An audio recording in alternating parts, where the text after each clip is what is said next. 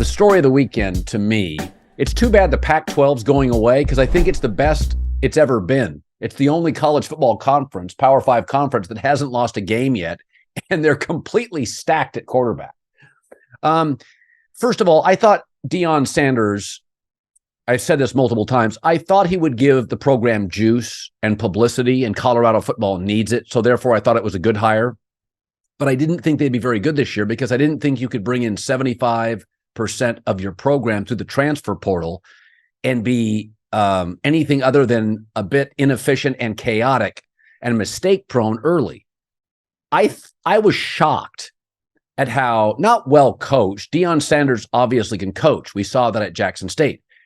But for a first game with a 70 to 75% transfer portal team, this isn't the NFL. There's no preseason games. There's no inter-squad practices.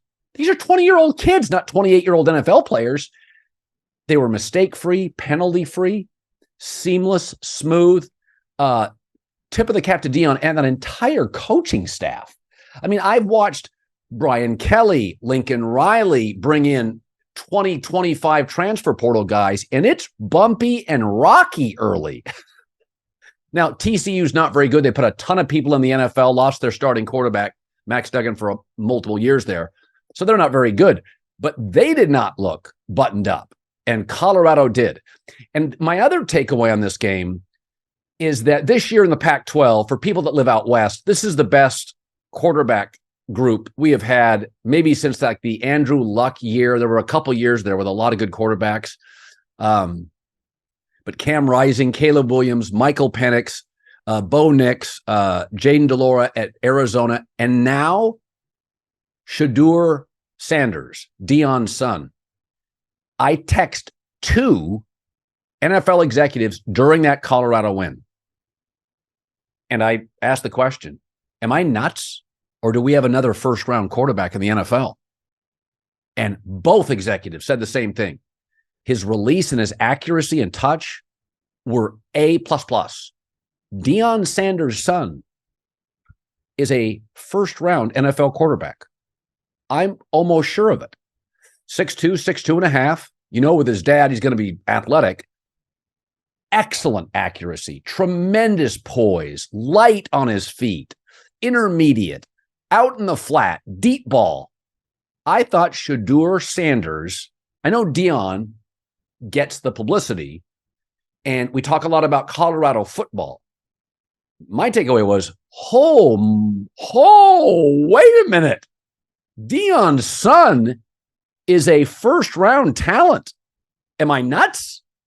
I was blown away. And again, TCU had a ton of NFL players, and they weren't going to be as good this year. I still thought they would win. I mean, they were a 21-point favorite. But wow. So just think, if you were an NFL fan and you're a maybe college fan, but you need a quarterback, I think Caleb Williams, Drake May. I'm not a huge fan of Quinn Ewers at Texas. I think he's Jay Cutler, arm talent, little sloppy, unrefined, don't love his game, but he'll go in the first round. I think Jaden Daniels at LSU has some first-round traits. Riley Leonard at Duke is raw, mostly a pocket guy that we can move. He's a big-time talent. And now, Shedeur Sanders. Maybe now, they play Nebraska. So, you know, the hype bubble may get popped. Matt Rule, they're going to go upset hunting. But I first of all, tip of the cap to Colorado. I did not think you could come into a football game with that many transfers and be that smooth. Had they lost, it wouldn't have mattered. I was 7-8 minutes into that game, and they were running no huddle. They were going a million miles an hour. It was really slick. So that's just tremendous coaching. And I didn't think anybody, I mean, their turnover of their roster is without comp. I've never seen anything like that. I figured they'd have skill players, and Deion's son would know the offense. But to build O and D lines in that amount of time through the portal. Now, their D line at Colorado is not very good, but their O line, pretty solid. My other takeaway in college football is Ohio State's offensive line and Texas offensive lines were awful. And it's not a matter of talent. I think we have to be totally honest here what's happening to college football, and we've seen it for a decade in college basketball, is that we all know due to the transfer portal and the one and done rule in college basketball, you can't really watch Kansas or Duke or Carolina or the top programs and judge them in October and November. It's all new players. Well, in college football, we're a little bit more demanding right out of the gate in September. But the hardest unit for any football team to attain cohesion and chemistry is the offensive line. That's high school, college, or pro. We all know that. You know that. I know that. Everybody knows that.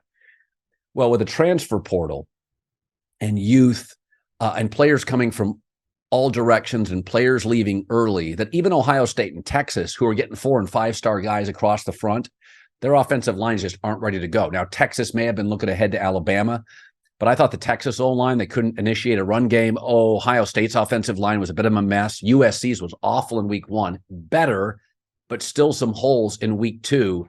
And I think we just have to look at college football a little like we look at college basketball when it comes to especially the O-lines. Just can't judge them in September. Guys leave early. You end up with young guys stepping in that aren't quite ready. So you go to the transfer portal. Offensive lines, even in professional football, they're not great in September. You're praying they're great post-Thanksgiving. So I watched Ohio State and I said, they're just not good enough on the offensive line yet. It's not a lack of talent anywhere. Same with Texas. I like their roster and I like their O-line, but there's it's that we have to look now at O-lines in college football like we do early college basketball. Just give me 6 weeks. I say this probably every year, but I don't remember an NFL season where it felt so clearly defined on who the good teams are and the bad teams are. And of course, this all comes back to once the NFL wrote that gigantic check, that CTE check to the players of almost $1 billion. I think it was like $800 or $900 million. It was a quick pivot to the NFL to make the game less violent and quickly. And that, of course, has been highly beneficial to the offensive side of the ball. So it's a very quarterback-centric league. We've talked about this ad nauseum.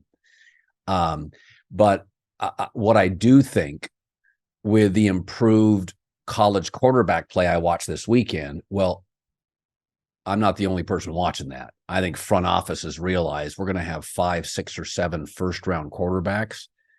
And I think we're going to have the most active trade deadline. In fact, I was told this by somebody inside the league about a month ago. It's going to be the most active trade deadline in league history because you've got 2 A++ Drake May and Caleb Williams college quarterbacks, and I think several A- to B+ quarterbacks. Michael Penix Jr. at Washington, a little bit of an injury history. He throws an absolutely beautiful football. He is so poised. Ball snaps off his arm. He's a first-round quarterback, absolutely. I'm not a huge fan of Quinn Ewers or Bo Nix as NFL prospects, but Bo Nix put up remarkable numbers this weekend, and he's going to with Oregon with some of their playmakers. So I think at the trade deadline, teams that get off to 1-4, 1-5, 2-5, 2-6 starts, they're going to be selling off parts, soft tanks to get into the top 7 or 8 draft picks. So I think we're going to have a very strong top, a very clear weak bottom, and those bottom teams are going to sell off parts by week 7, 6.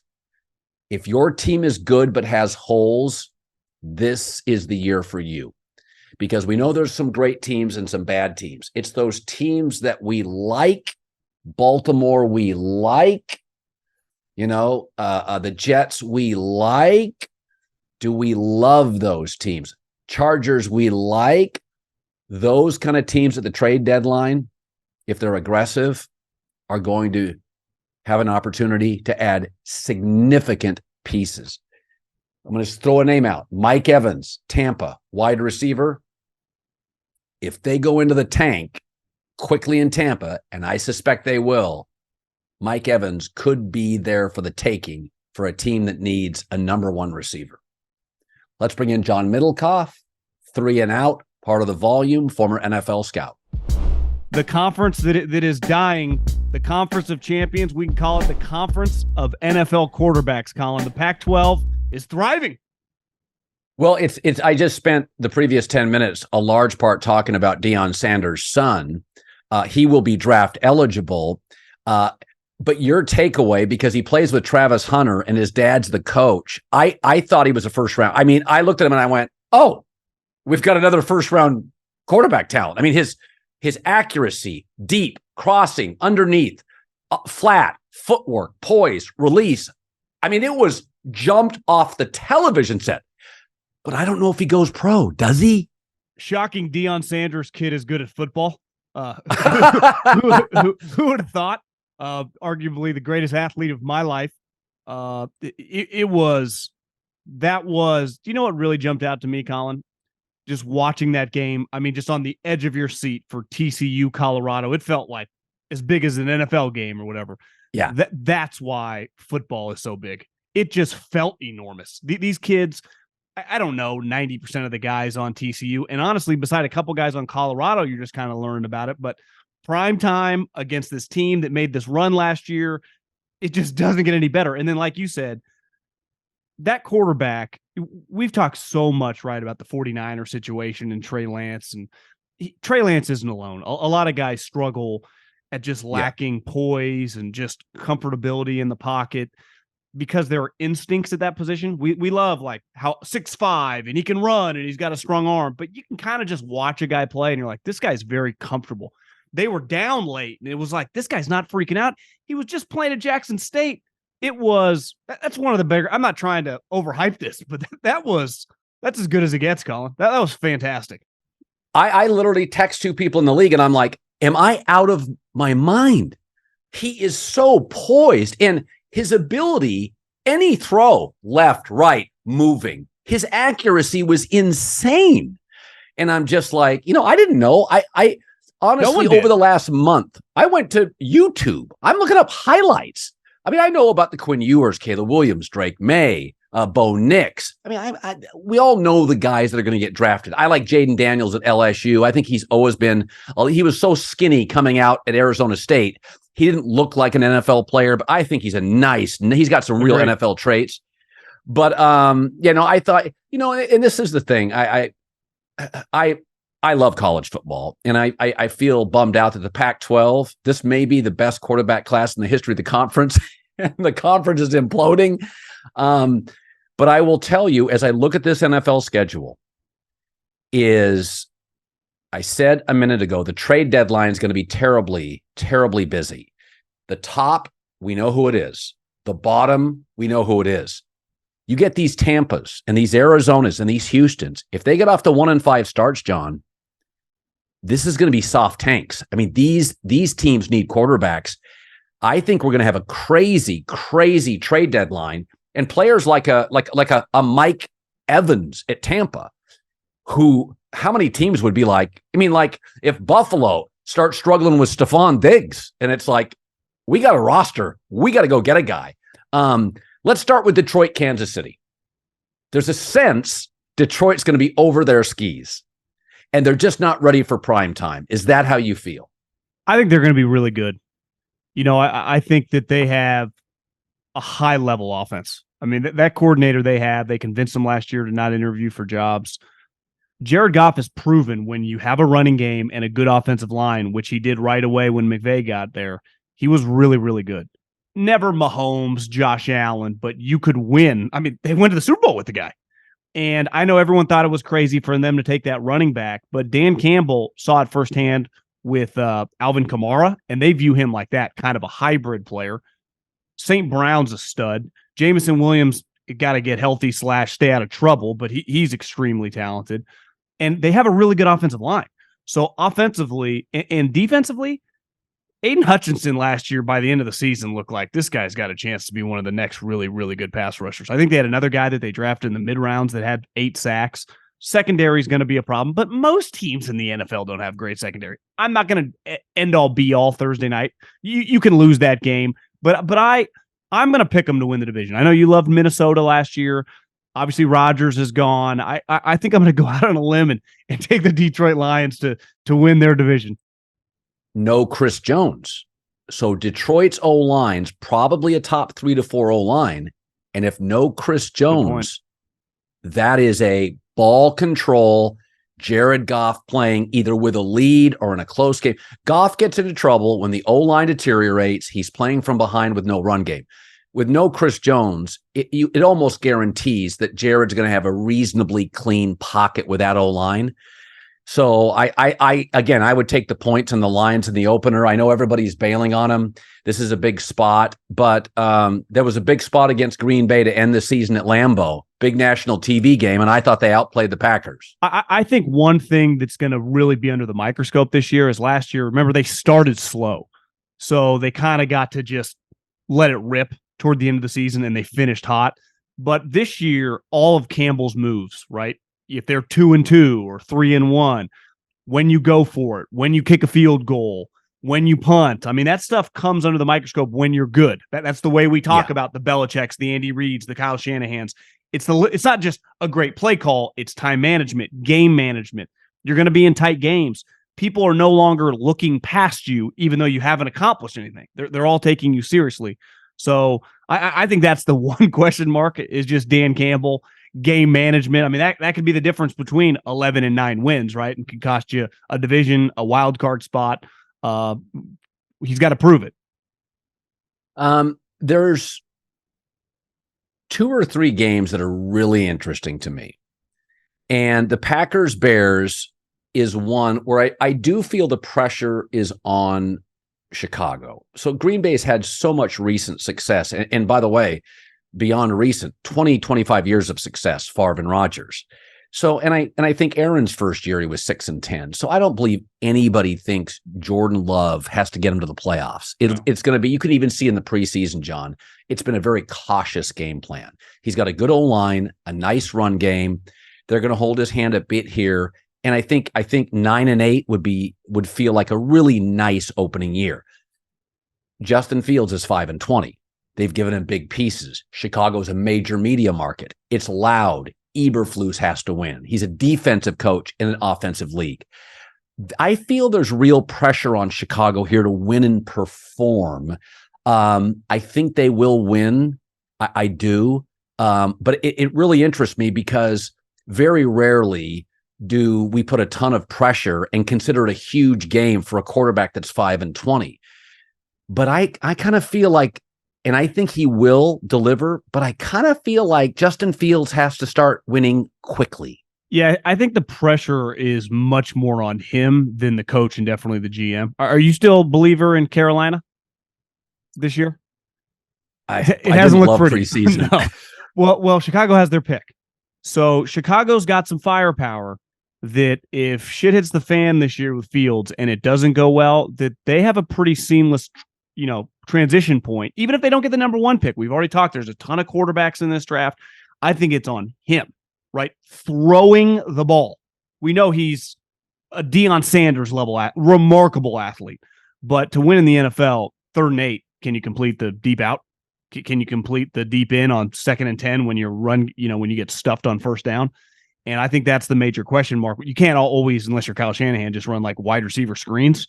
You have to push the ball down the field. I don't think they're going to be very good. Now, I loved him coming out in the draft, but I know a lot of people, the coaching side of the scouts, like Justin Fields because of the raw ability. A lot of the coaches, Kyle Shanahan didn't think he saw the field very well. And that's what comes down to being a great player is timing, rhythm within the pocket. And that's the big question mark. But I actually think if it doesn't go well for him, if Carolina's bad and they're bad, they're going to be in great position with all these picks to take a quarterback. They got some, pieces on the team and kind of transition perfectly. Philadelphia, New England interests me. So New England at home, 3.5-point dog, no Shane Steichen. So the pressure now on Sirianni to pick the right coordinator. So Sirianni struggled until he gave Shane Steichen the play calling, and then it was off to the races. Now he leaves. By the way, Justin Herbert was Shane Steichen, ascending player. Steichen leaves. Joe Lombardi comes in, and Justin Herbert struggles in the second half of games. These coordinators, ask Matt Ryan with Kyle Shanahan, these coordinators change everything. It matters. It matters a lot. And I think Philadelphia faces far more good quarterbacks. They're going to pull back. I give New England a shot, if their O-line can hold up, to win this game. Kind of your takeaway on what we'll see from Philadelphia this year. Well, I think Philly, obviously last year came really close, and they brought back a lot of the same guys, but they did add one of the biggest wild cards in recent memory of the draft. And he's so freaking good that he's going to play a lot, right, in Jalen Carter. So they felt really good about their infrastructure, but they didn't have, once they got rid of Carson Wentz, like the last couple of years, they've had a really buttoned-down, high-level squad. And once you get to that point and you can't quite get over the hump and they got great value, you start taking a couple swings. Like that's something, do they have to have guys holding his hand? Is he just a fit-in guy? Because if he is a fit-in guy and there's no issues, their talent, they let Hargrave go to the Niners, they won't miss a beat. So their defense, could be even better with the pass rush standpoint, which it's hard to be, which how good they were last year. But I'm with you. Anytime you have an offensive coordinator change, I mean, Jalen easily could, if he didn't get banged up, wins the MVP. So that's a hard standard to just maintain. And we talked about this. There's a lot of really good players that have some great seasons and then come back to earth. The great players, the Mannings, the Bradys, Rodgers forever, do it every single year as coaches going in, coaches going out. And I think that's what he has to prove now. And we've also talked about that they're betting on the guy. Obviously, they have a ton of their offensive line's awesome. A.J. Brown, like what a trade. I think Devontae Smith could have an enormous season. They have a million running backs. So the talent's definitely there. I think my kind of wild card this year is I might pick the Cowboys to win that division, but it's not because I don't think the Eagles are good. I just think they're both, 11 to 13 win teams. I feel better about the Cowboys. Just they're going to be probably the best defense right now. I don't know when Nick Bosa is going to show up. Maybe if you're listening to this, he signed, but I don't know. It doesn't feel like he's that close. So the Cowboys got everyone there. Their defense is deep. Their offense just needs to be solid. They got now Trey Lance to act like Jalen Hurts in practice. And the Eagles, that Super Bowl hangover is real. We've seen it for decades. That team that gets so close doesn't win it, kind of comes back to earth, even though they got everyone coming back. But like you said, the coordinator change, I don't care how good you think the next guy up is, there's usually a drop-off or a learning curve. Yeah, and I remember a few years ago, Tom Telesco, the GM of the Chargers, told me, he said, we have this young OC named Shane Steichen. He's like, oh, he's going to be great. This guy will not be able to keep him. He's going to leave. Okay, so I want to talk about the Cowboys and the Giants because I had said this before I went on vacation, that it's become very popular to kind of bail on the Giants and to say, listen, it's Brian Daboll. There's a ceiling. It's clear with Daniel Jones, and the schedule's harder. The schedule's not as hard as people make it out to be. It's around 15th to 18th hardest, 19th hardest in the league, or somewhat. It's harder than average, if I recall, but it's not overwrought. It's not overbearing. The one thing I like about the Giants is I do think it matters where you're great. And they're great at left tackle. They're great at tight end now with Waller and Saquon Barkley. They have a potential great rush in Kayvon Thibodeau. They're great on the defensive front. They're great offensive coaching with Brian Daboll. And they have an athletic quarterback in his prime who finished with a higher passer rating than Aaron Rodgers. Most of their players, their best players, are not only in key spots, they're all in their prime. The Rams have players in key spots all out of their prime. Yeah. The Giants are young. I mean, the Cowboys have some players I like, not all in key spots, but tight end, back, left tackle, rush end, offensive coach. I'm gonna go the other way on this. I don't see a free fall for the Giants. I don't think their schedule's quite as daunting as people are making it out to be. What say you? It's funny. I was in the car today and, like a weirdo, I'm thinking about who can the Giants win that division? Is it possible? It would be a pretty big jump, right? Because the Eagles and Cowboys just have more talent. But we just talked about coaching changes. Obviously, the Eagles had a lot. Cowboys had a pretty big one, too. I mean, is Mike calling the plays? Him and Schottenheimer, get rid of Kellen Moore? The Giants had 0 turnover, right? Kafka, Daboll running the offense, and Wink Martindale's one of those classic, like, Fangio level guys. He's just not going to become a head coach. He's going to be there for a while, a lot like Andy now with with Spagnuolo. He's going to be their coordinator for a while. And even if Kafka leaves, like Daboll can run it at any moment. So the consistency there, a lot of people have used this, and I've said this forever. And this was the comp that I heard when he was coming out, because I thought the pick, you pick Daniel Jones, number 6 overall. It's like he's a lot like Alex Smith, high intelligent guy, a little bit better arm physically, like everyone likes him, very buttoned up.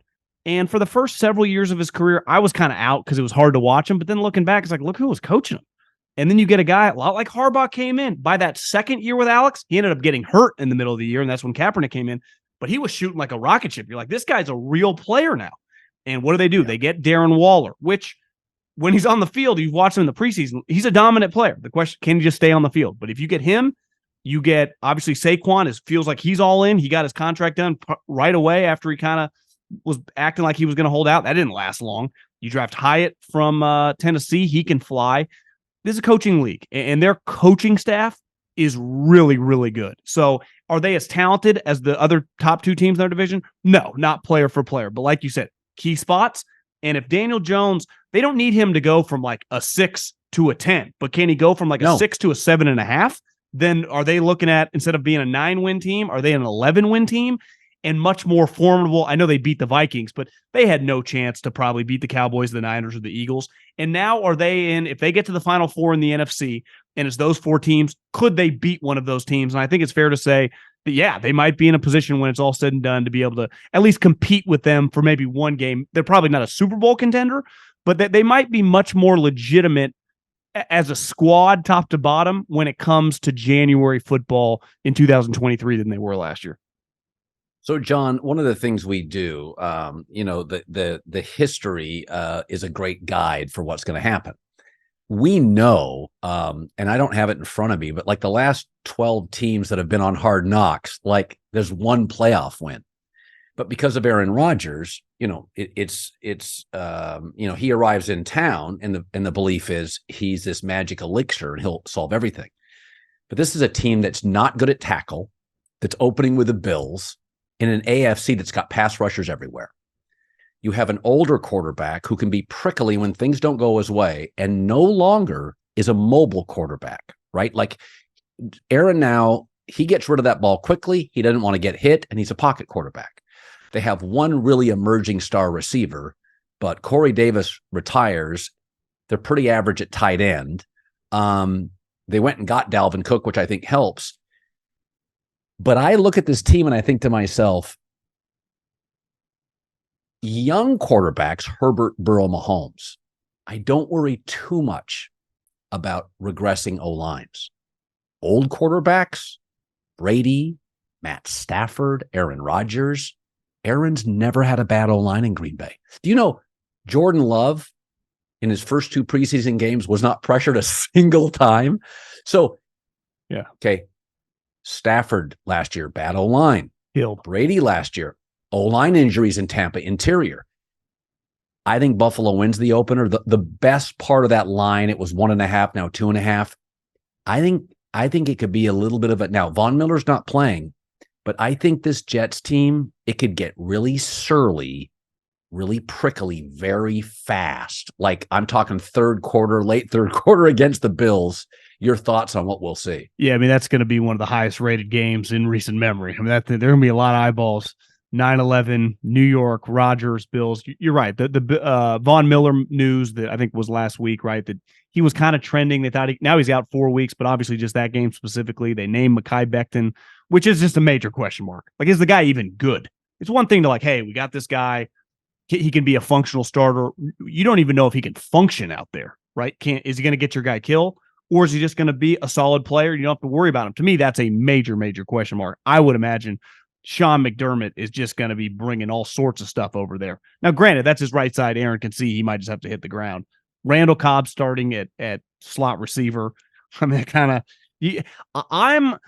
don't know. Sometimes I buy into Hard Knocks. I always say I'm not going to watch it, and then I do. And he's clearly in a really good headspace, but how you start matters. Saleh has some like Deion Sanders. He's just natural in front of the team. He's really good at that. But ultimately, you got to win. You got to produce. So all of a sudden, you lose that game. They play Dallas week 2, right? So, I mean, it could snowball really quick. I'm a believer just because I think this guy, we've seen him for the last couple years. You're right. They had a really good offensive line, but the easiest way to avoid question marks, run the ball. Run the ball. And that's what they did Aaron's first year when he was kind of playing shitty in Green Bay when LaFleur got there. Run the ball. And then you don't have to carry us on your shoulders, which he ended up doing the next couple of years, which doesn't really work in the playoffs at Lambeau. But just try to lead the league in rushing. That makes everything much easier. Now, one thing they got going for them, again, this is a little hard knock scouting. Their defense looks pretty incredible. I mean, they got pass rushers everywhere. Quinnen Williams has a chance to be like a bigger version of Warren Sapp. They have what could be the best, if not a top 2 corner. So you locking down one side of the field. If you can be a top 2 or 3 defense and lead the league in rushing, that usually is a formula, especially with, say what you want about him, he is very, very intelligent as a quarterback. So he can help out the pressure of Nate Hackett and just some of those guys. And like you said, I mean, Garrett Wilson we might look up and he's a 115 catch guy for like a while. I mean, he's got a chance to be really, really special. Division's tough. I mean, who are you going to pick to finish last in that division? Right? It's hard. You could make a case for every team. Obviously, even separate the Bills who have owned that division, but all other 3 teams winning 10, but also winning 7. So I'm going to throw this out to you. Usually if a wife talks of a pro athlete, she's giving you the honest truth, right? It's unvarnished. Yeah. And I'm going to have 2 things converge here. You and I were both blown away by the quality of the college quarterback played the last 2 weeks. Like, it's better than we thought. And Matt Stafford's wife comes out and says publicly, yeah, like Matt doesn't connect with any of the players. They're all too young. And I had somebody tell me, during the off season, and it was validated by Matt Stafford. He came out and even though the Rams sort of pushed back on this, Matt Stafford confirmed what I'd been told, which is they tried to rework his deal to make it more team friendly. And he said, no, thanks. I think the Rams are going to draft a quarterback with their first pick. And here's my question. Cooper Kupp now probably doesn't play in game 1. The trade deadline, I've been told, is going to be very active because of the quality of the quarterbacks coming out of college. If Cooper Kupp doesn't play in week 1, they get housed or beat by the Seahawks. You start looking at that schedule, it's no day at the beach. I could see the Rams moving off Aaron Donald, moving off Stafford. Now, they do have some really good elements at key positions, but Cooper Kupp maybe not playing in week 1 to me is a huge, John, red flag up in Seattle. Seahawks 5.5-point favorites. Give me your thoughts on Stafford's wife. The stories that they try to rework his deal. He got the what kicked out of him in Detroit, right? He's a weathered 35, 36-year-old. Absolutely. Takeaway on the Rams, Cooper Kupp, and what I just talked about. Well, I've been out on the Rams. I think they were going to be horrendous. That I just don't think their roster's any good. They were too top heavy. Anytime you got to go see a specialist a week before week 1, and it's not, that's what pitchers do with their elbow. This is a hamstring. That's not good. And, I don't care. Aaron Donald could have 25 sacks. If no one around him can make a tackle, you're in trouble. I don't even think the Stafford thing is that weird. I mean, there is a gigantic gap. I think if you're 35 or over, and if you're maybe 23 or younger, just technology, a kid has been on the internet from the moment he's alive. I remember getting my first cell phone in like 2001, and it did not look like this. So, I mean, I do understand struggling. And listen, we're all guilty of this, and I try to fight it. Having your phone in front of you, but that generation is on a completely different level. That's just how they communicate with everything. I mean, they could be sitting across the hallway and be texting with the guy. That's how they talk. So I kind of thought that was relatable from Stafford, though it's not ideal what you want to hear from your star quarterback, who's your team captain that you're paying $45+ million to. I think it's over. I mean, I think the whole run was over. I think they paid these guys, rightfully so, after they won the Super Bowl. They clearly regret it. No team pays guys enormous amounts of money and regrets it faster and more quickly than the Los Angeles Rams. They do this over and over and over and over again. Usually when you pay a guy, worst case scenario, maybe there's a bad injury or like that sucks. But when the guy's even playing, they're like, God, we regret that one. They've done it with like 7 different players. It happened with the first iteration of their squad. Jared Goff, remember McVay was out on. Todd Gurley's knee gave out. Now this group, if they could have all these redo, they probably would and just tank. But I think they're in major, major trouble. I mean, you're looking at, I don't know. I mean, I don't think the Caleb sweepstakes is out of the realm of possibility. At least Drake May. I mean, I think they got top 5 draft written all over them. And like you said, Aaron Donald, would some team, I don't know, like the Steelers, just throw out some great teams. Like, would you just trade your first round pick for him? And then if you're the Rams, just kind of reset it all? I don't think that's out of the realm of possibility. Well, yeah, and I also think it's interesting because once you get the quarterback, now you've got all this cap availability. So if you have 2 firsts, you can get your quarterback and your left tackle. And that means they wouldn't have to pay Note Boom in 1 year. So that frees up more stuff. So exactly. I think the Rams are going to start out. They're going to get beat by Seattle. And I think it could unravel quickly. But the Stafford comments, I thought, yeah, he's an old weathered quarterback. I think it's going to get ugly fast. They don't have a 2. Van Jefferson's a 3, paid like a 2. So they really don't have. Tyler Higbee's a good tight end. Cam Akers, solid running back, but no Cooper Kupp. He's their volume receiver. They're going to be bad on both sides potentially. The thing is with Stafford, no one's ever talked about him like a Rodgers or a Russell Wilson where there could be a disconnect. People love him. I know people that have played with him that swear by the guy. He's like a guy's guy. So this shows you that team has a gigantic Grand Canyon level gap of this group of all these young guys and then some of the older guys who are insanely rich now. I mean, Aaron Donald, when it's all said and done, is going to make $200+ million. Stafford's made a ton. But I think this is the great year you look up, you see Michael Penix, you see Bo Nix. Even if you don't get Drake May or Caleb, I think you can end up with a starting quarterback like pick 6. By the way, let's wrap it up with this. Let's go back to college football and talk Caleb Williams and USC. So there were with Caleb Williams, you're seeing a lot of scouts. There were multiple scouts at the Coliseum and scouting directors and scouts watching Caleb. They have a receiver, Dorian Singer, Monheim, an offensive lineman, a safety, Kalen Bullock. They've got some NFL guys. Mason Cobb did not play a linebacker, but USC's got some, half a dozen NFL players. One of the things a scout sent me, he said, Lincoln Riley has a type. They don't have a lot of size at wide receiver. They're all twitchy. They're all fast. They're all quick. But as I watch Caleb Williams, my takeaway was that there's a weird, and I don't know if Lincoln Riley cares, but they could have taken him out in the second quarter. But there is that sense that he is now NIL, you're marketing him, and they don't have a great backup. Miller Moss is fine. And I was sitting there watching this, and I'm thinking to myself, their schedule gets really hard November. Yeah. And I'm like, what do you do with Caleb? I mean, quarterbacks now are throwing for 4 or 5. Penix is throwing 4 and 5 touchdown passes. Bo Nix. How much do you play Caleb Williams? I've argued that if they got to the Pac-12 championship game, there's no reason to play if you have to play Oregon again or Washington. There's no reason to play him. Where are you on how much do you play Caleb this year? I heard you say that there's no conference next year. So their offense is remarkable. And he's, the easiest number 1 pick in a while since Trevor Lawrence, but I don't really see it yet. And it's early and they're playing Nevada. They're playing San Jose State.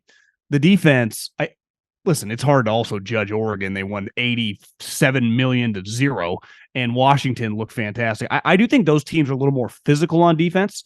So not that, listen, you nitpick any top player, but those games, Notre Dame and obviously Utah, which looks really, really physical.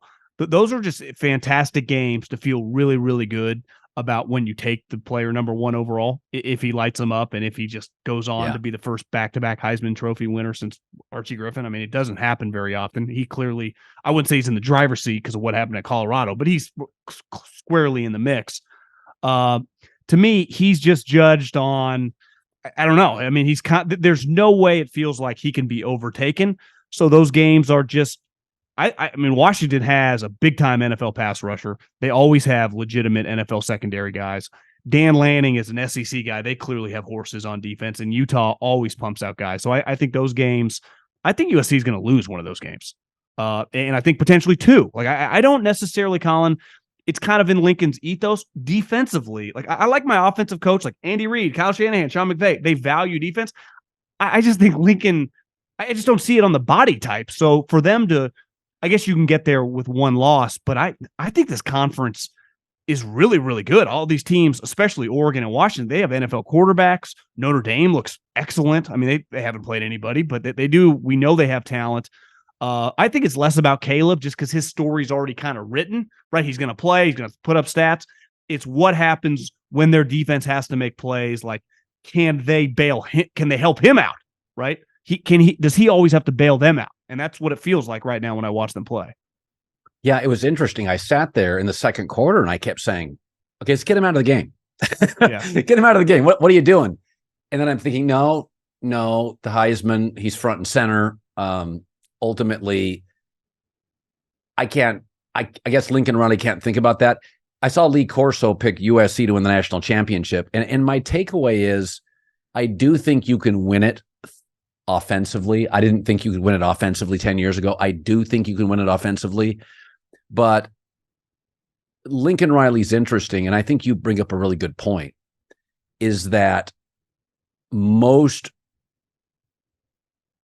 all great offensive coaches value defense. I'm not saying Lincoln Riley doesn't, but I do wonder, with the style of play that USC plays, can you develop toughness and a great defense in practice? That's where you develop a great defense. That was always the knock on Chip, right? Their physicality when they got up against the SEC teams when he was at Oregon, because you practice ones-on-ones, right? When you go offense, defense, and you're Kyle Shanahan. What do? They run the ball down your throat. So in practice, what do they have?